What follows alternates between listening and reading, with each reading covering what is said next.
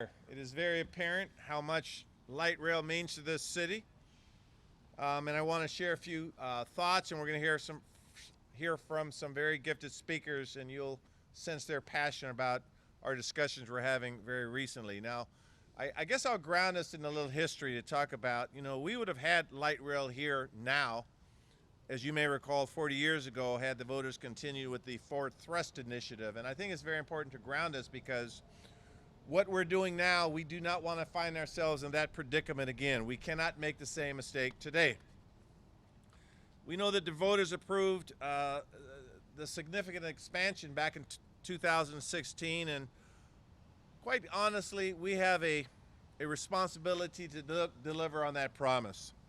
As we grapple with the cost increases that we discussed at last week's meeting, we need to be very transparent about the realities we're confronting and our path forward, with estimated costs for ST3 program to have increased 20 to 25%.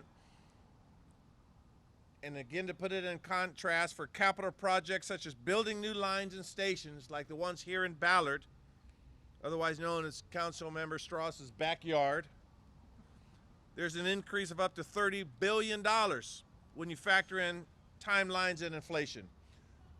This is real money. These are real challenges. However, we cannot and will not derail our commitment to Seattle voters who overwhelmingly supported this transformative investment.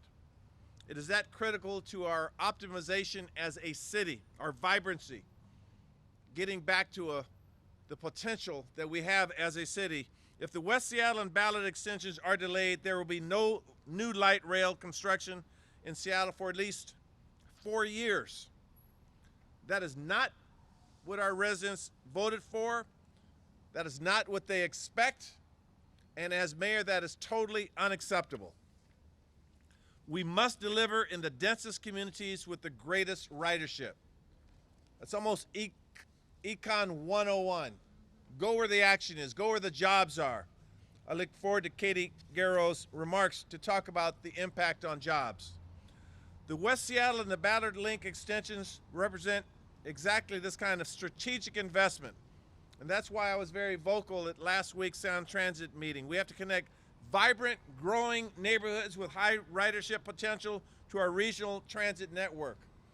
Back in the 1990s, when light rail was just a vision, we didn't know or anticipate perhaps some of the growth that we had, and this has been good growth, good jobs.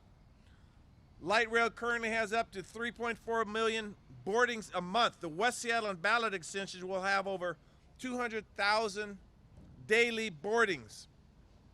These communities overwhelmingly supported light rail expansion for a safe and sustainable transit solution to where they need to go, including our beautiful waterfront park and our grand opening you'll see of the park later this week.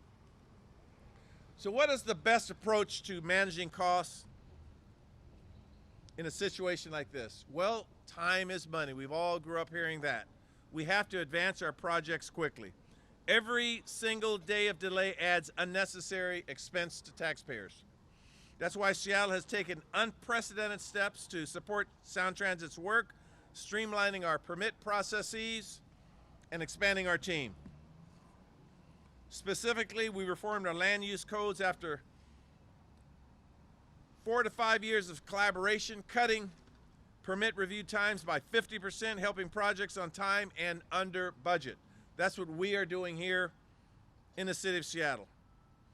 We structured city staff and expanded the Office of the Waterfront to bring proven project delivery experience to ST3 challenges, taking the lessons learned we did on the waterfront project and the resources and expanding our ST3 city team to handle the surge of permitting work.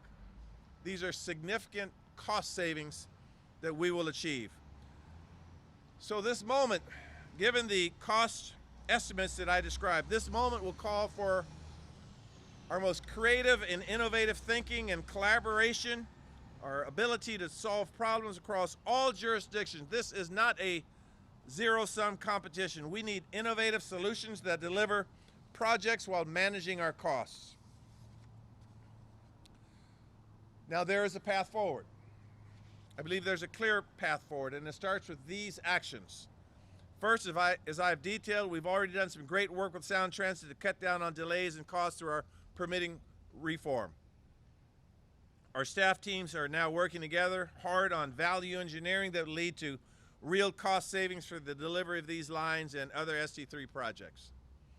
At Thursday's executive meeting, I will ask my colleagues and Sound Transit to create a working group that includes Seattle, Snohomish, King, and Pierce counties to build on this work by reviewing and validating revenue and risk.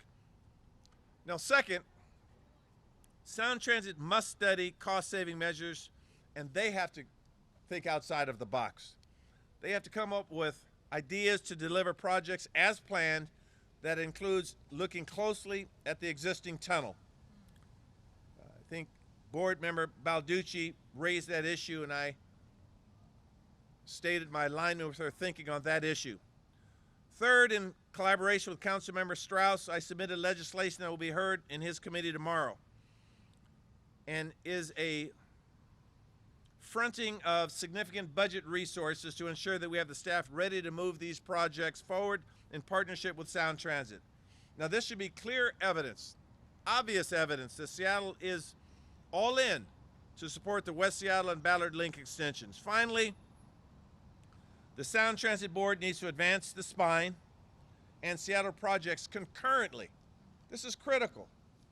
We should not delay one capital project over another. This is what the voters expected. This is why they're putting their money into both the spine and into the Ballard and West Seattle projects. The voters trusted us to deliver this generational investment, and that's indeed what it is, and we will not let them down. We can solve these challenges if we work together.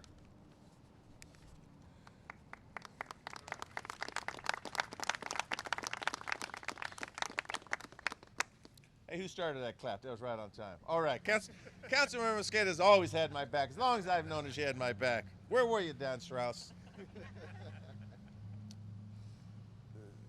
You're going to hear from some speakers now. You're going to hear first from City Councilmember Dan Strauss, District 6, representing, of course, Ballard, where we are today. But I'm very proud to have the leaders standing with me, sort of singing the same song.